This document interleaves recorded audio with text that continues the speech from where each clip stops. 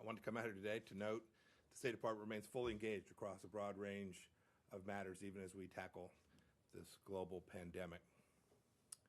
No nation gives so much to defend life, liberty, and the pursuit of happiness more than we do here in the United States, and we're doing that work all over the world. That work continues. That's what I wanted to share with you today. Let's start with one of our most important topics, terrorism.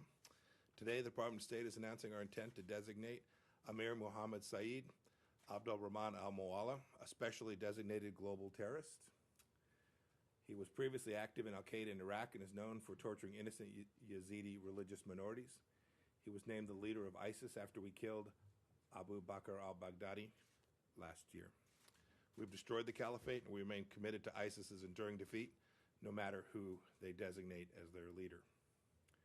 Continuing on designations and our leadership in trying to staunch the flow of terror groups, the Department of State is today also sanctioning 9 entities based in South Africa, in Hong Kong, and in China, as well as 3 Iranian individuals, all for knowingly engaging in significant transactions for the purchase, acquisition, sale, transport, or marketing of petrochemical products from Iran, the world's largest leading state sponsor of terror. This action includes the designation of Iran's Armed Forces Social Security Investment Company and its director for using their resources to invest in sanctioned entities. I'd also like to mention today that in response to Iran regime's unacceptable nuclear escalations, the Department of Commerce is adding 5 Iranian nuclear scientists to the entities list. These 5 individuals were involved in Iran's pre-2004 nuclear weapons program, known as the Ahmad program, and continue to be employed by the regime to this day. After work on the Ahmad plan was stopped, Iran continued to preserve its Ahmad-era records and its cadre of nuclear weapons scientists, including these individuals. Many unanswered questions remain about Iran's undisclosed past nuclear-related activities. These new listings today by the Department of Commerce reaffirm the importance of demanding a full and honest accountability and accounting from Iran of its past nuclear weapons-related activities. I also want to call attention to the Iranian regime's misinformation campaign surrounding the origination of the Wuhan virus. Instead of focusing on the needs of the Iranian people and accepting genuine offers of support, senior Iranians lied about the Wuhan virus outbreak for weeks. The Iranian leadership is trying to avoid responsibility for their grossly incompetent and deadly governments. Sadly, the Iranian people have been suffering these kinds of lies for 41 years. They know the truth. The Wuhan virus is a killer, and the Iranian regime is an accomplice. We're trying to help. We continue to offer assistance to Iran in numerous ways, and we will continue to do so. We have an open humanitarian channel to facilitate legitimate transactions, even while ensuring our maximum pressure campaign denies terrorists money. We are assisting the IAEA, nuclear watchdog, their inspectors, who are trying to ensure that Iran continues to comply with the Nuclear Non-Proliferation Treaty. We've allocated $1 million through the IAEA to provide member states that requested support with coronavirus test kits and training. And in the spirit of humanitarian gestures, the United States also continues to call on Iran to immediately release all wrongfully detained Americans being held inside of that country. We will continue to hold the regime responsible for its terror, and we will continue to assist the Iranian people. On to Syria, our efforts to help the Syrian people. Earlier today, the United States designated the Assad regime's Minister of Defense, Lieutenant General Ali Abdul Ayoub, for perpetuating the violence and the disastrous humanitarian crisis inside of Syria. His deliberate actions since December of 2019 have prevented a ceasefire from taking hold inside of Syria. The obstruction resulted in the displacement of almost 1 million people in dire need of humanitarian aid in the midst of a cold winter in Idlib. The Assad regime's forces, backed by Russia and Iranian-supported forces, have been responsible for the continued bombardments that destroyed schools and hospitals and killed civilians, including medical professionals and first responders who were risking their lives to save others inside of Syria. We continue to call for an immediate end to the slaughter and a political solution to the Syria conflict. Additionally, we believe Russia has killed dozens of Turkish military personnel in the course of their military operations, and we stand with our NATO ally Turkey and will continue to consider additional measures to support Turkey and to end the violence in Idlib and in Syria more broadly. Turning to the ICC, a so-called court which is revealing itself to be a nakedly political body. As I said the last time I stood before you, we oppose any effort by the ICC to exercise jurisdiction over U.S. personnel. We will not tolerate its inappropriate and unjust attempts to investigate or prosecute Americans. When our personnel are accused of a crime, they face justice in our country. It has recently come to my attention that the chef de cabinet to the prosecutor, Sam Shomanesh, and the head of jurisdiction, complementarity and cooperation division, Fasiko Mochichoka, are helping drive ICC prosecutor Fatou Bensouda's effort to use this court to investigate Americans. I'm examining this information now and considering what the United States' next steps ought to be with respect to these individuals and all those who are putting Americans at risk.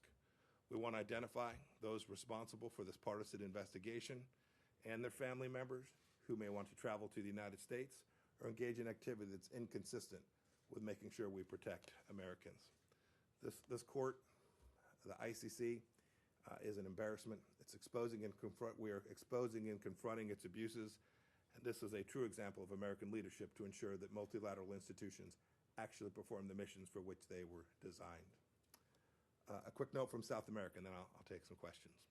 The United States is closely monitoring the tabulation of votes in Guyana, the election took place back on March 2nd. We joined the OAS, the Commonwealth, EU, CARICOM, and other democratic partners in calling for an accurate count. We commend CARICOM's role in seeking a swift democratic resolution, and it's important to note that the individuals who seek to benefit from electoral fraud and form illegitimate governments, regimes, will be subject to a variety of serious consequences from the United States. With that, I'm happy to take questions.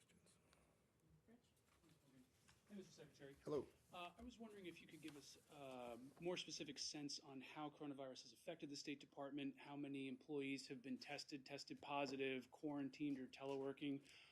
And then separately, a note that went out yesterday from the State Department saying that China is spreading information about the origins of coronavirus. In light of that, do you believe that China's containment has been as successful as officials there say, and do you believe that China is honestly reporting its infection numbers?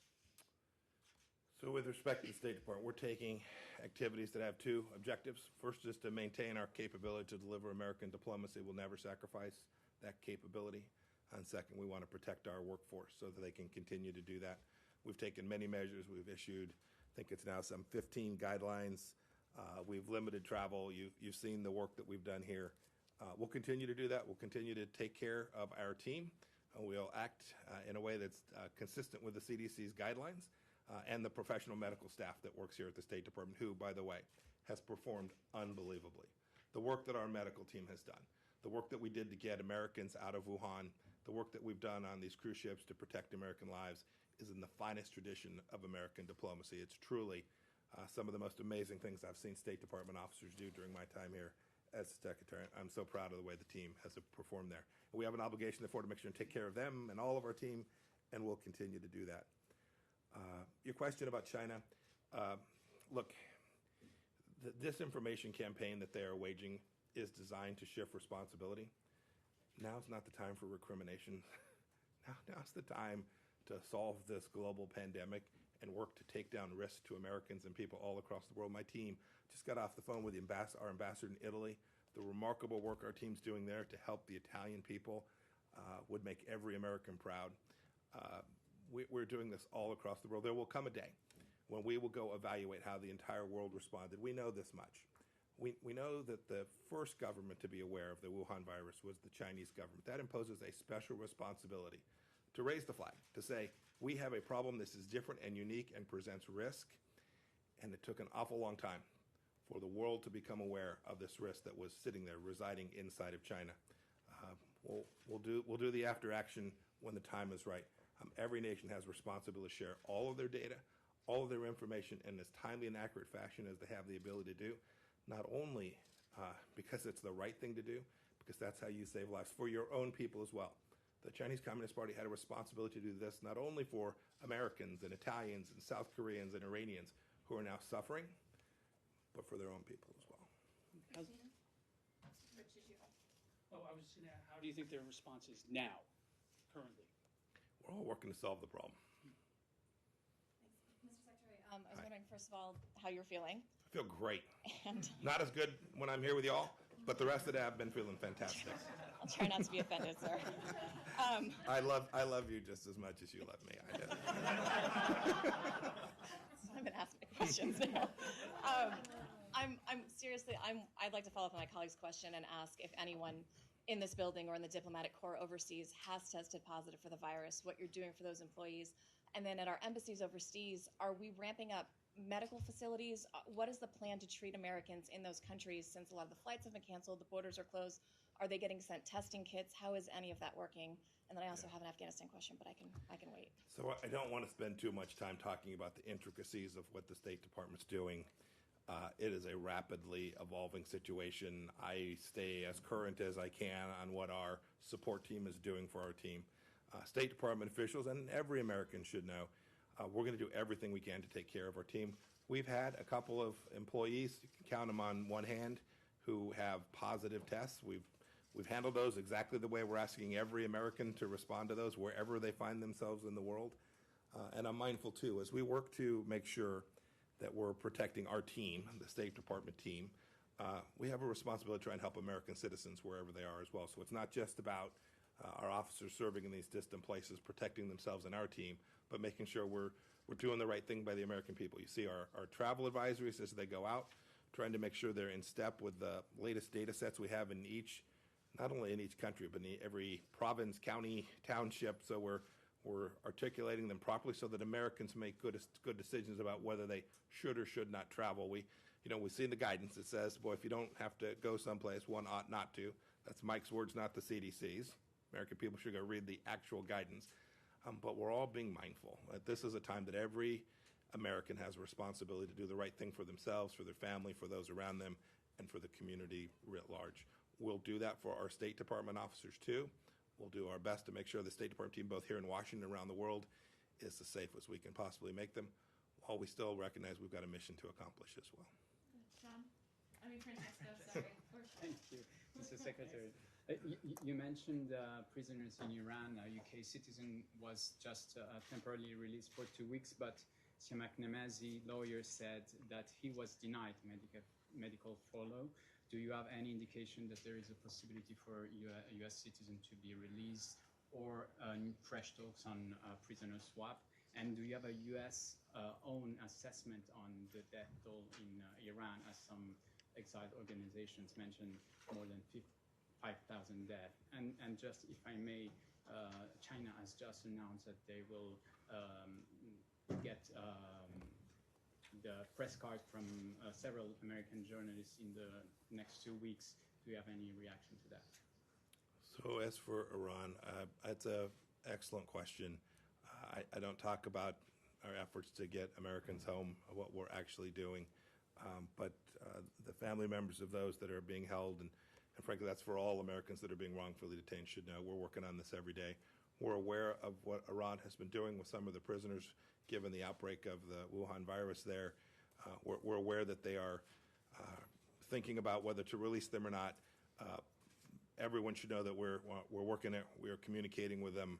We are urging them, as we have done publicly many times, to release every American that is being wrongfully held there as a humanitarian gesture, given the risk that is posed to them, given what's taking place inside of Iran.